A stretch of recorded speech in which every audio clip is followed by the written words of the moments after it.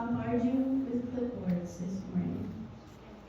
I actually only have 2 clipboards, but there are 4 things to sign up on. There's the lay liturgist schedule, and I did that in pencil. Apologize. Underneath the lay liturgist for the next few weeks is a list for safe sanctuaries.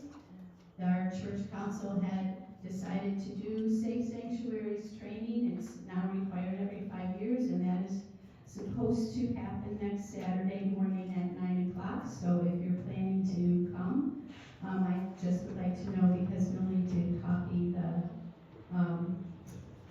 curriculum for everybody. So I need to know how many people to expect. Then we have our after-church cookies, because we don't want to give those up. And underneath the cookies, I did just put a list here of the days that the pastor needs a ride to Westfield. And if you are able to help with any of that driving the pastor to Westfield, that would be wonderful. And just like the next 3 weeks are on here. We are having soup after church this morning. This is so bad about forgetting kids, but here's money. Just to let you know that we know choir ballots is next week, and we'll notify you when we have our first rehearsals of the year. Thank you. Envelopes, if you haven't gotten your envelopes for 2026, they are back there in the first pew.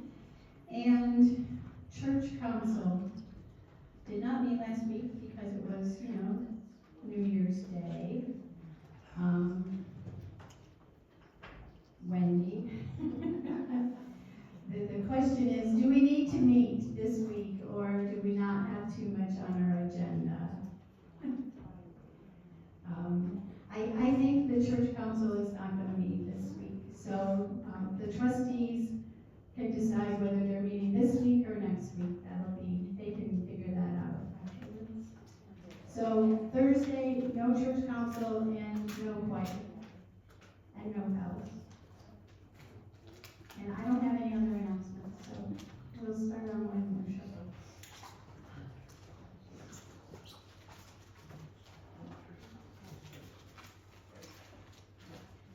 We're not done.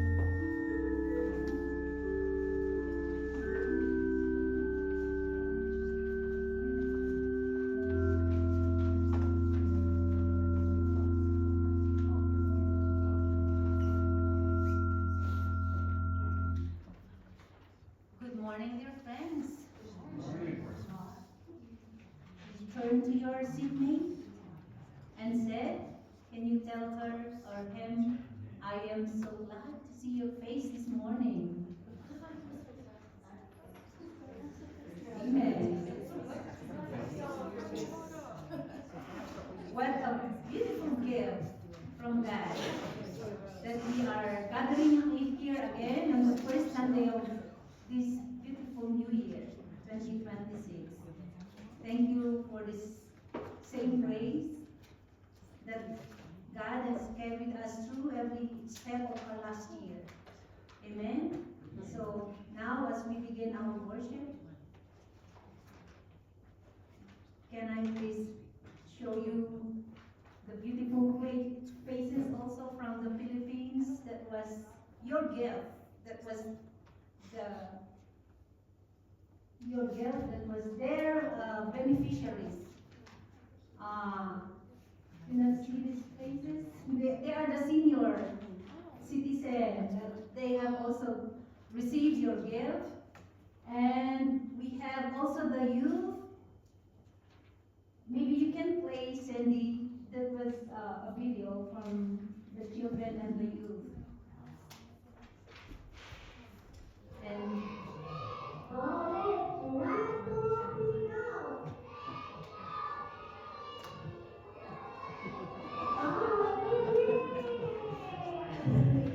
yeah, and the other one is the youth.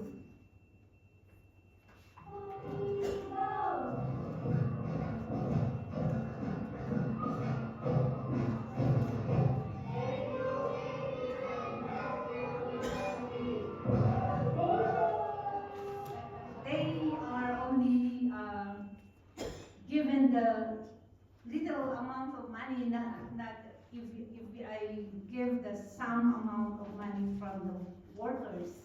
But they are so glad. They were so happy. You know, the youth there, you paid their registration in your Christmas Institute.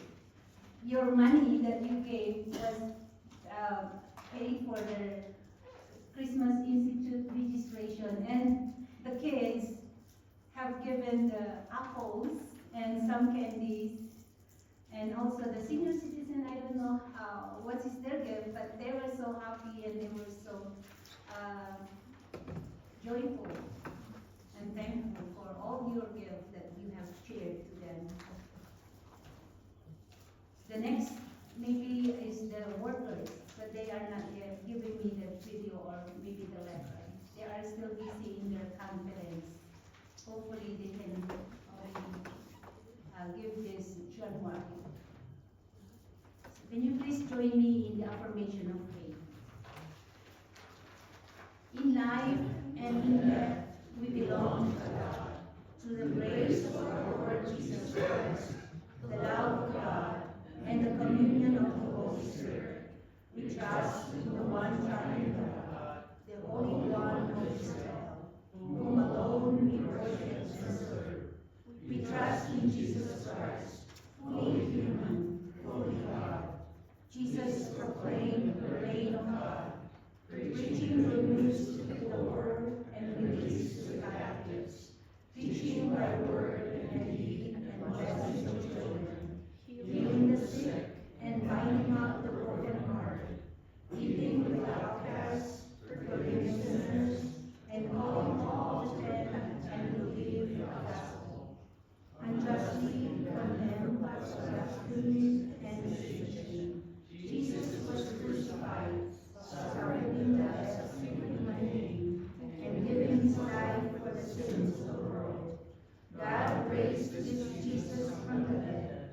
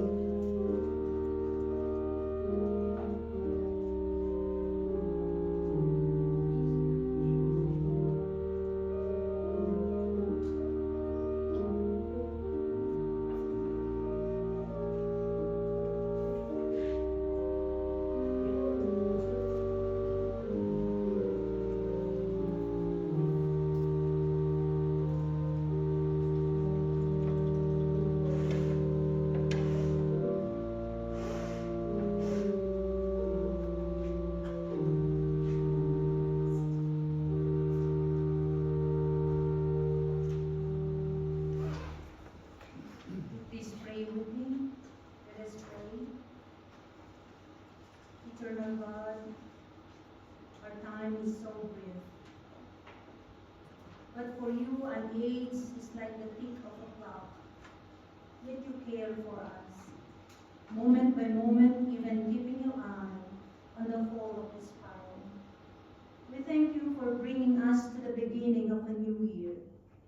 We ask that you bless us this year, not just providing for our needs physically, but that you make it a year which we love you more fully than ever, and loving our neighbors as you do, and forget ourselves less. We're taking up our cross and walking in your Son's footsteps as your disciples. We ask that you develop our faith, that we may follow you with confidence. We ask that you grow our hope, that we may look forward with joyful expectation.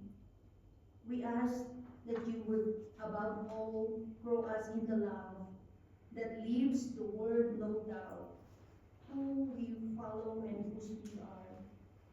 We ask that you accomplish all this and more through us as we stand at the beginning of a new year, for the sake of your beloved Son, Jesus, and through the power of your Holy Spirit.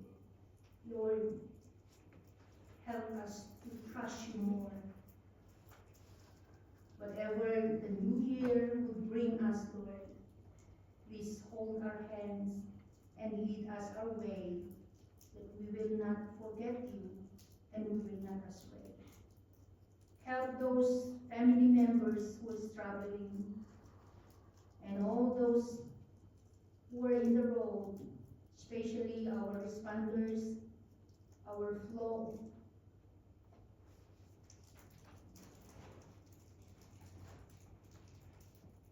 People who's flowing our roads and all who's having their work every day, Lord.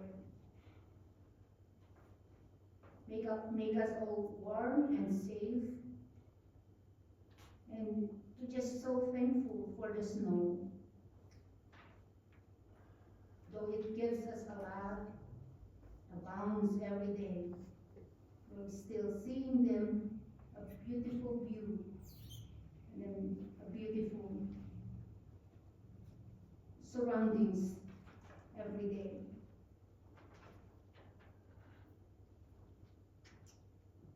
Thank you, Lord, for this day. In Jesus' name we pray. And we pray together the Lord's Prayer. Our Father, who art in heaven, hallowed be thy name. Thy kingdom come, thy will be done, on earth as it is in heaven. Give us this day our daily bread, and forgive us our trespasses, as we forgive those who trespass against us. And lead us not into temptation, but deliver us from evil. For thine is the kingdom, and the power, and the glory forever. Amen. Would you please join me in the prayer of illumination?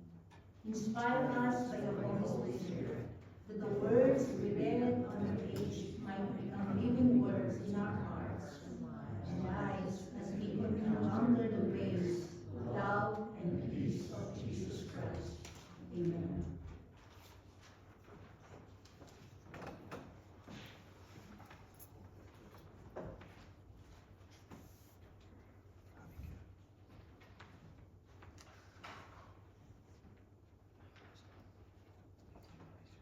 Reading from Psalm 147, 12 to 20.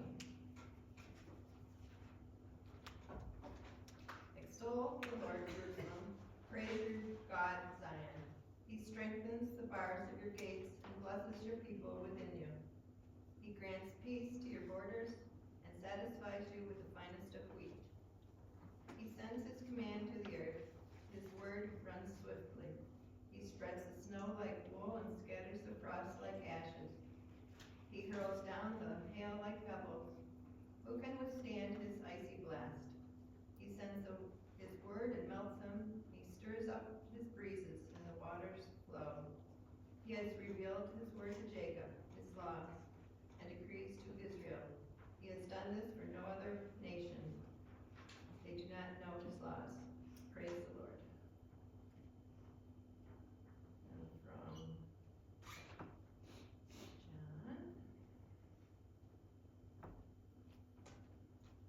John 1 through 9. 10 through 18. Okay. The Word became flesh. In the beginning was the Word, and the Word was with God, and the Word was God. He was with God in the beginning. Through him all things were made. Without him nothing was made that has been made. In him was life, and that life was the light of all mankind. The light shines in the darkness, and the darkness has not overcome it. There was a man sent from God whose name was John. He came as a witness to testify concerning that light, so that through him all might believe. He himself was not the light. He came only as a witness to the light. The true light that gives light to everyone was coming into the world.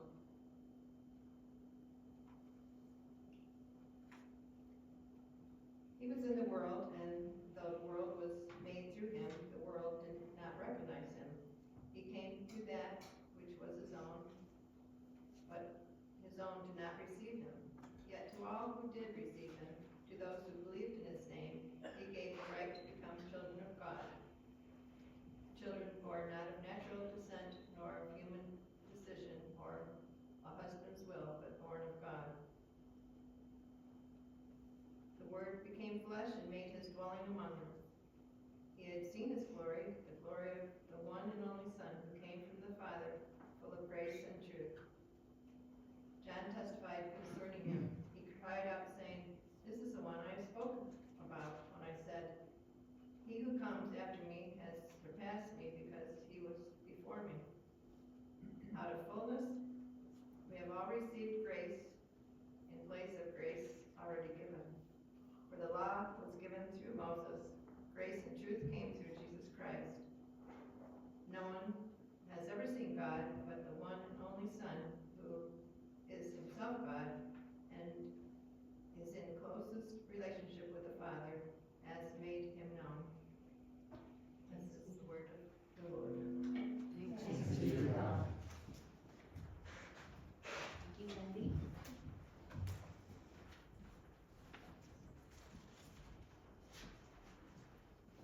Good morning again. So today we will be talking about the Gospel of John. So since we are following the lectionary, so I want you to understand what is John's Gospel compared to the three Gospels of Matthew, Mark, Luke. But before that, would you please pray with me?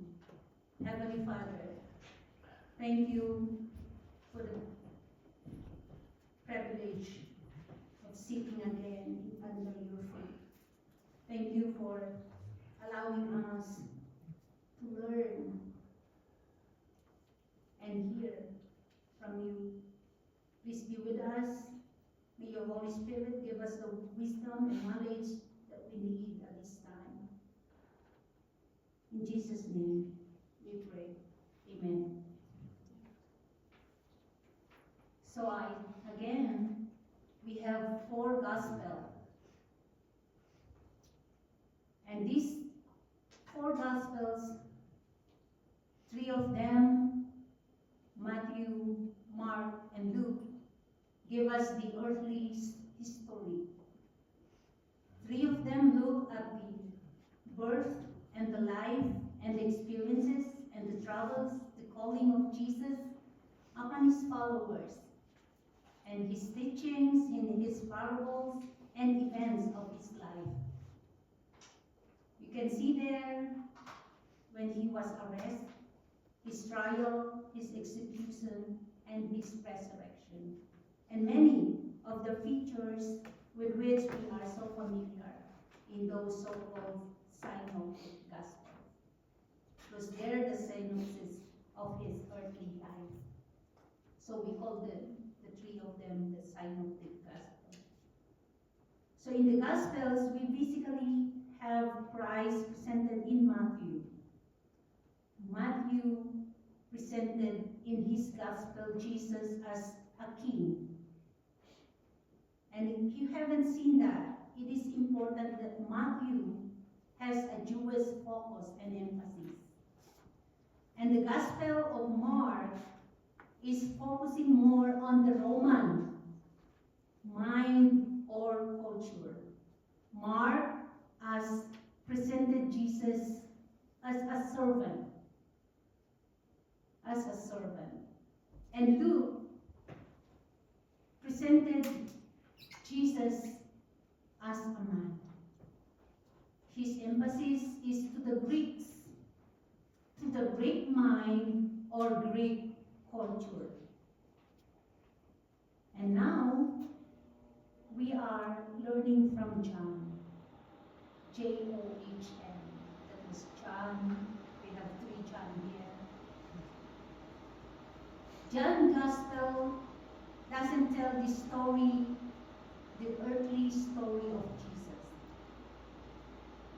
but he tells us about the divine, the heavenly story or part of characteristic of Jesus. It's not written specifically to the Jews, to the Roman, or to the Greek, but it's actually inclusive. It's universal. So his emphasis was not only bound to a certain group, but for all, and we are included in his gospel.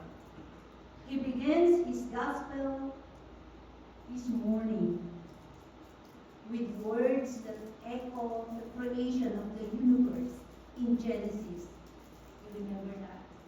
Genesis 1:1. In the beginning. And do you remember how did God create the universe? He just spoke the word, right? There was a light, there comes a light, and there was a light. And John, here, he says that the Christ, Jesus Christ, is the divine word or logos. He is God's word. God's creative voice that brought creation into being. And then we can go to verse 14. John says that this creative word became human and made his home among us. So I just picked some of the verses from his reading this morning. It's something like, it's very theological, deep, and we could not make it just for a couple of time. And I wish we could sit together and study in our Bible study, so we could learn much of John's Gospel. When I was in the seminary, this is my favorite, one of my favorite subject before, with my professor, dealing about the Gospel of Matthew, Mark, Luke, and John.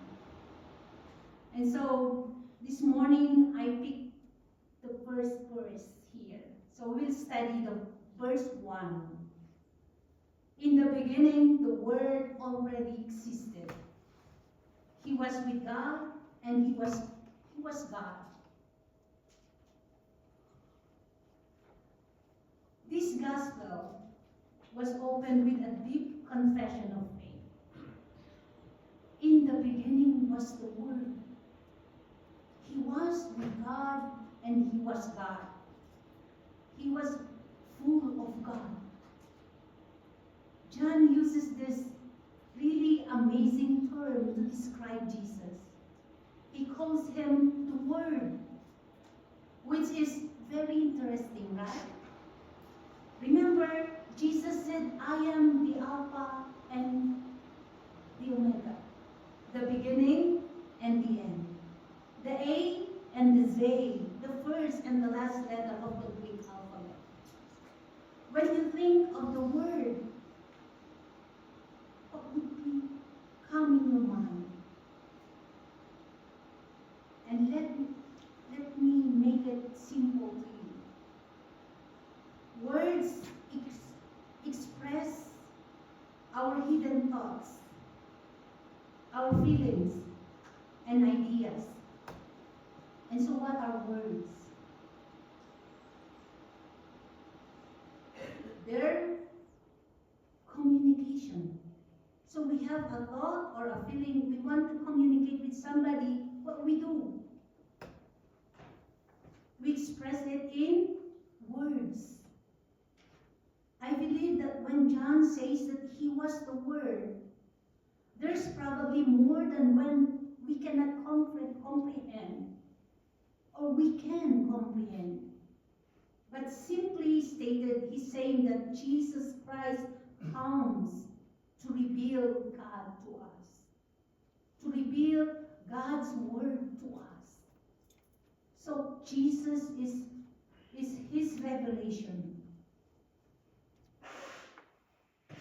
Jesus came from God's place to be the Word, to express whatever God's thoughts, feelings, ideas, or anything that God wants to reveal to His creation.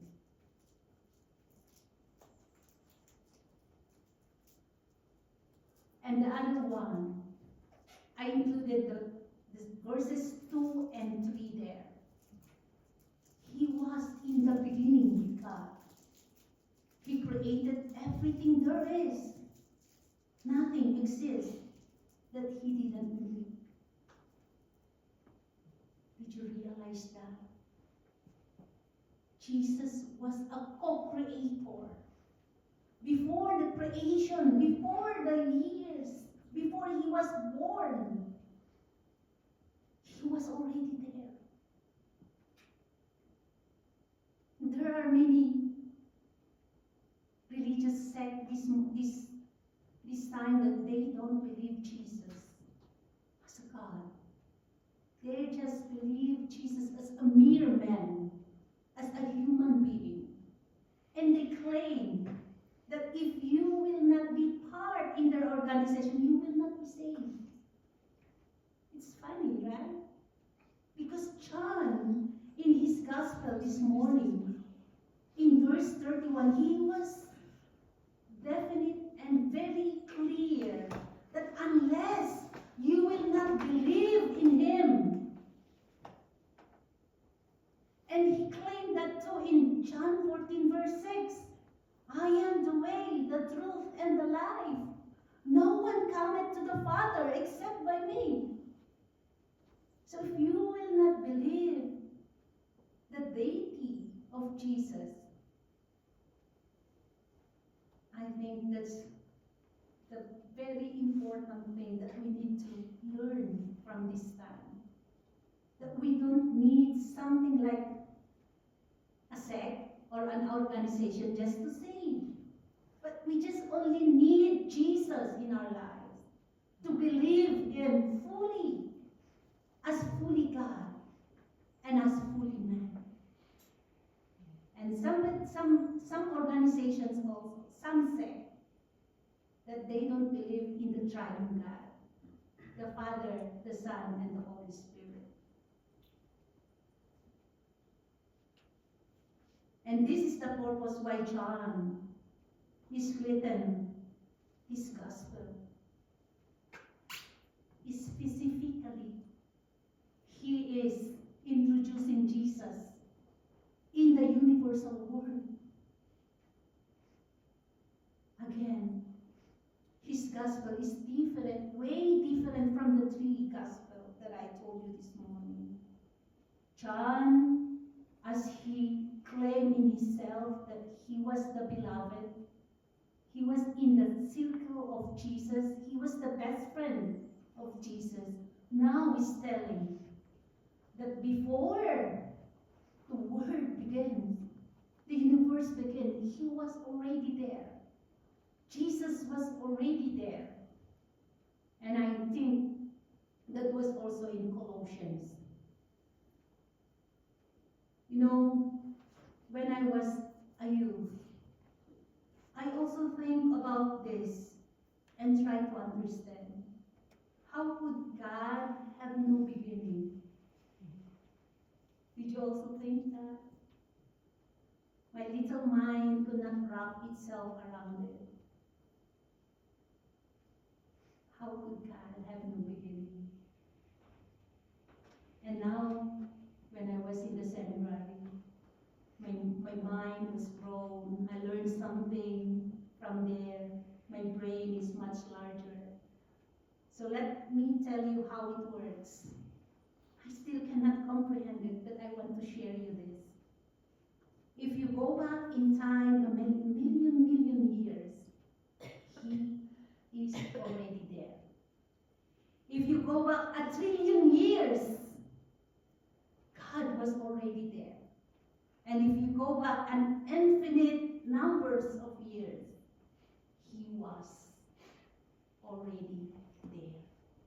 So we cannot fathom God. Just like what He said, my mind, my thoughts are not your thoughts. My plans are not your plans. So if we try to understand God and try to comprehend everything, we might same God already. Same as the status of God. That's why we are limited. God gave us the limited wisdom, not to fathom everything about God. Amen? But here, He was just given a certain person that He can reveal everything, and that was His Son. Amen? And we try to understand every time and then, now and then. And if we ask the Holy Spirit, sometimes we could find the answer of our questions. He enlightened our mind, but not totally when we have questions about God. The second and the third verse that I picked in this gospel is from the verse 14. The Word became flesh and made His dwelling among us. We have seen His glory, the glory of the one and only Son, who came from the Father, full of grace and truth. The Word made flesh. And I love this. Verse 14 is the Christmas story in John's Gospel. Do you still remember how Luke presented Jesus in Christmas story? Matthew and Mark. In this profound verse, we see the powerful revelation of who Jesus is. We can see that in the phrase, Word was made flesh. The Word was made flesh. He emphasizes the incarnation of Jesus, where God took on human form in the person of Jesus Christ. This moment in history was not just a transition or transformation. It was just a divine entering our reality. God's decision to dwell among us show His great love for humanity. Amen? Do you remember how our first parent break the law and they were committed sin? They broke the relationship between them and our God. And so God made this thing. He made a remedy. He made a decision in the person of his Son, Jesus Christ. He came to a form of human being. He came to demonstrate us personally his love, his compassion, his mercy, his grace into the universe, into the human being. And he demonstrated personally unto us how do we mingle with the community, with the people. How do we serve the community, the people, especially our God. Jesus, our Savior, shared in our humanity. And this is, I think, one of inspiring message that we will hear this morning. Jesus came into a human being, and so he understands our struggles. He knows the joy. He knows the sorrows. Imagine the comfort we find in knowing that we serve a God who knows and empathizes with our experiences. Do you remember when Jesus wept? He cried.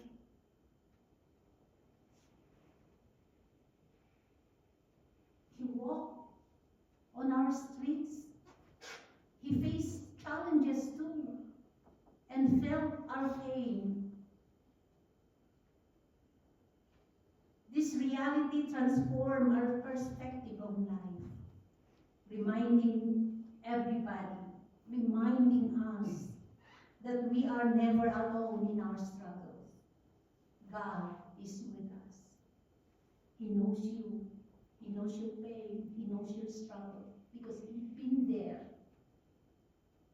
He took that place just to give you an eternal life, a beautiful and abundant life. Amen? The last verse that I picked in the Gospel is the verse 18.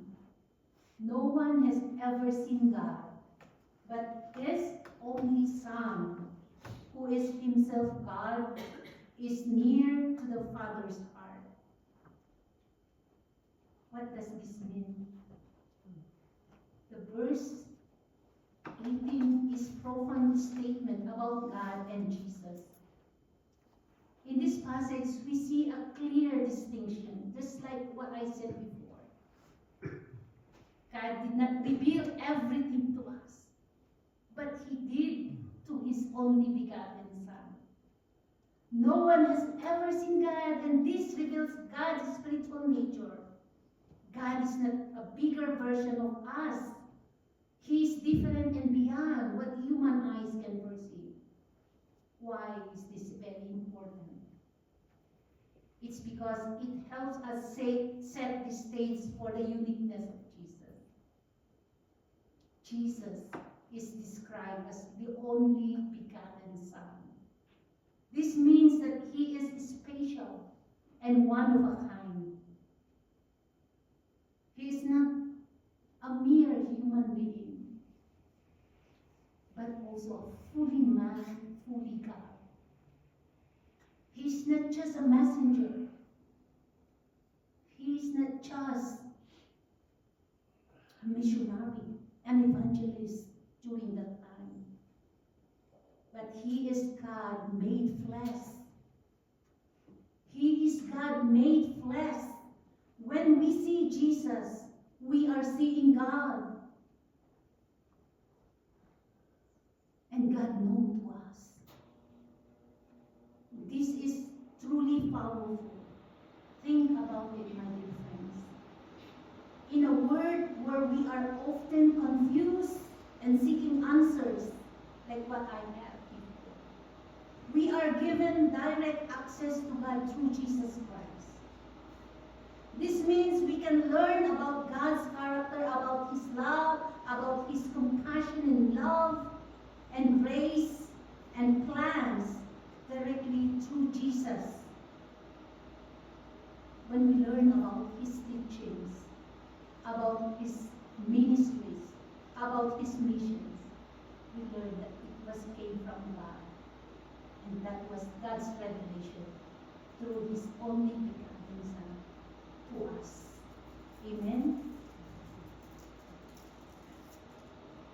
Now, I hope that we can have a personal relationship direct to Jesus. So Jesus then is our bridge. He was then our mediator. When we have something to tell or we have problems, we have questions in our life, we can directly go to Jesus, and Jesus directly go to God. That is the relationship as a father and a son. Amen? And let us pray. Heavenly Father, we thank you for sending Jesus, the Word made flesh. Help us to walk in his light, testify to his glory, and live as your children, fully clothed in grace and truth. May the reality of the incarnation guide our lives, transform our hearts, and empower us to reflect your love in the world. Continue, Lord, to grow us in faith and enlighten us to your word. Through our Lord Jesus Christ, we pray. Amen. Let us continue to praise and worship the Lord. Let us sing Love Came Down at Christmas in number 342.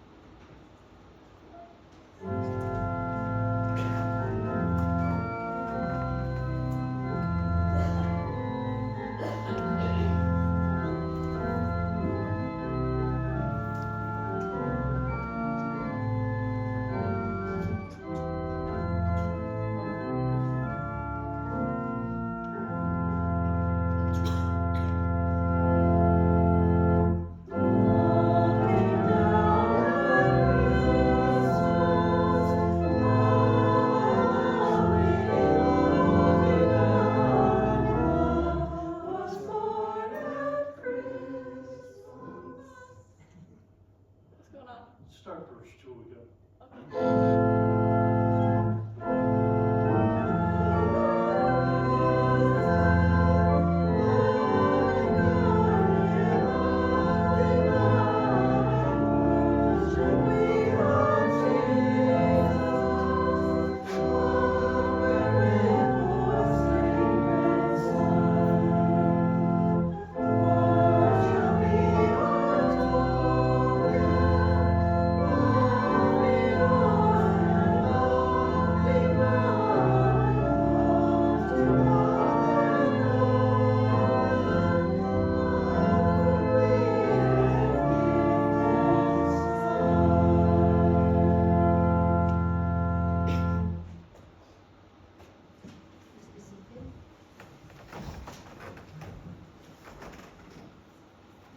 Out of gratitude for all that God has provided and given us, we bring our tithes and offerings for God's work among us in this time and place.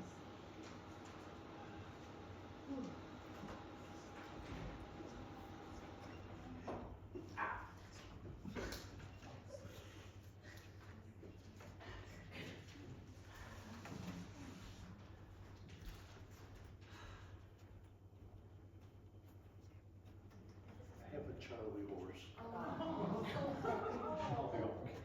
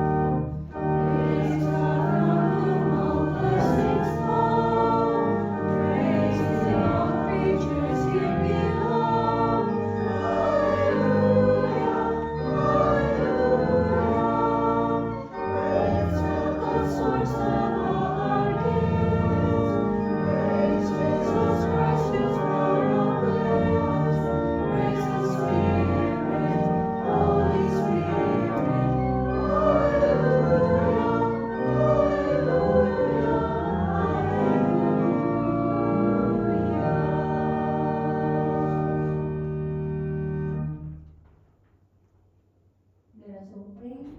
We give you thanks, O God, for the many blessings that you have bestowed upon us. As you have chosen us for a purpose and grace, may the gifts we bring be a symbol of our dedication to you.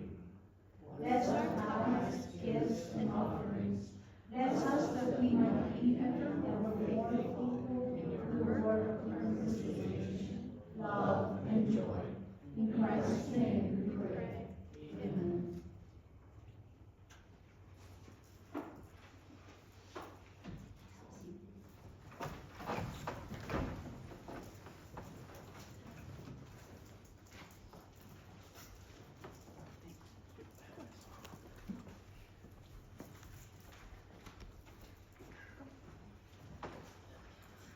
The Lord be with you.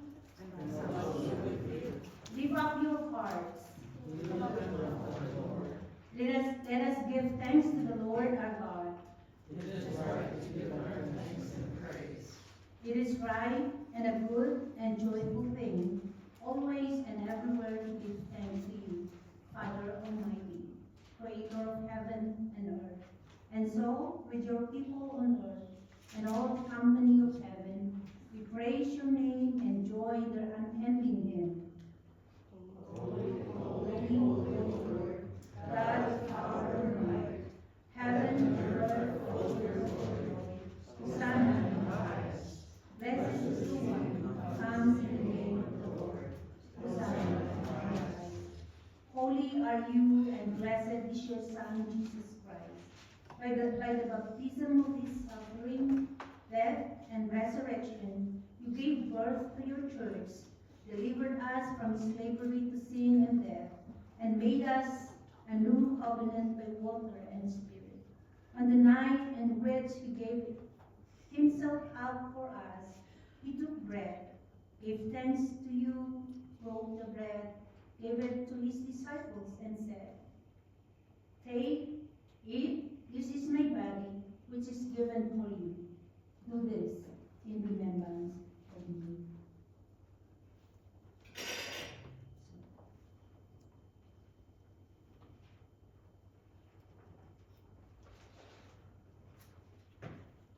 When the supper was over, he took the cup, gave thanks to you, gave it to his disciples, and said, "Drink from this, all of you.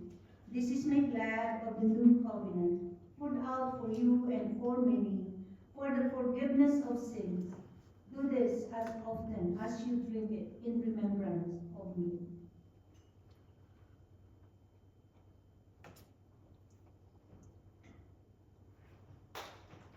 And so, in remembrance of this, your mighty acts in Jesus Christ, we offer ourselves in praise and thanksgiving as holy and living sacrifice, in union with Christ's offering for us, as we proclaim the mystery of faith. Christ shall die, Christ is risen, Christ will come again. Pour out your Holy Spirit on us gathered here, and on these gifts of bread and wine. Make them be for us the body and blood of Christ, that we may be, for the word, the body of Christ, redeemed by his blood. By your Spirit make us one with Christ, one with each other, and one in mystery to all the world, until Christ comes in final victory and we feast at his heavenly banquet. Through your Son, Jesus Christ, with your Holy Spirit in your holy church, all honor and glory is yours, Almighty Father, now and forever. Amen.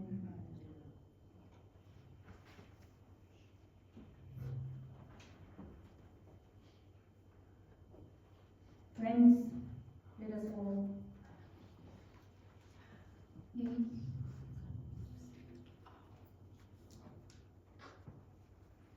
The body of Christ is given for you. Take and be thankful.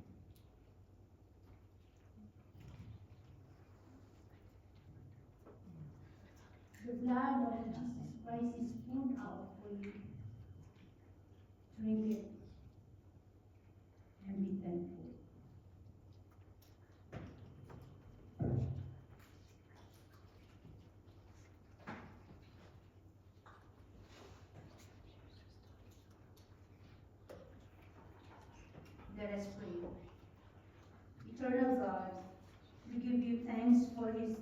this holy mystery in which you have given yourself to us. Grant that we may go into the world in the strength of your Spirit to give ourselves for others. In the name of Jesus Christ our Lord. Amen.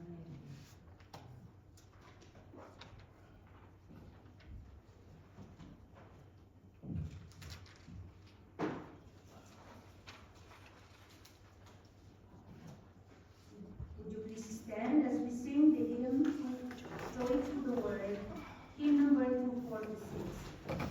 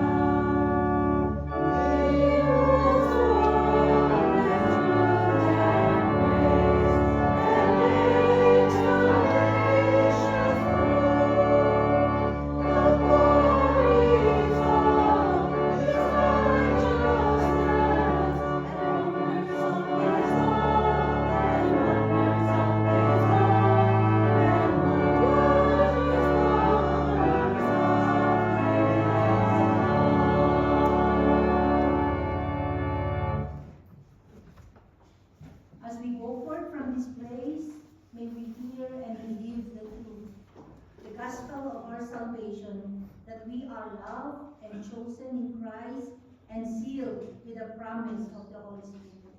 Share this good news with everyone you meet, for they are loved and chosen in Christ too.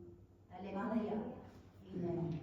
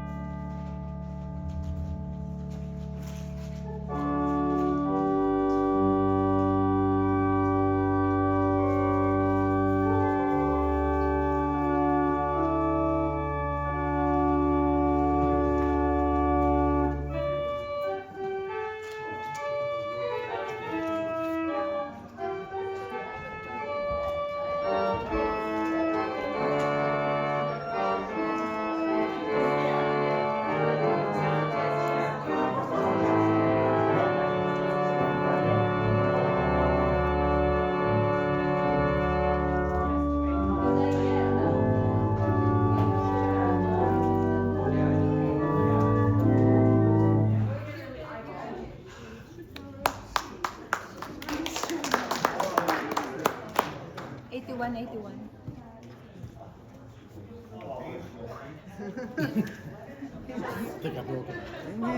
you know. I don't think he's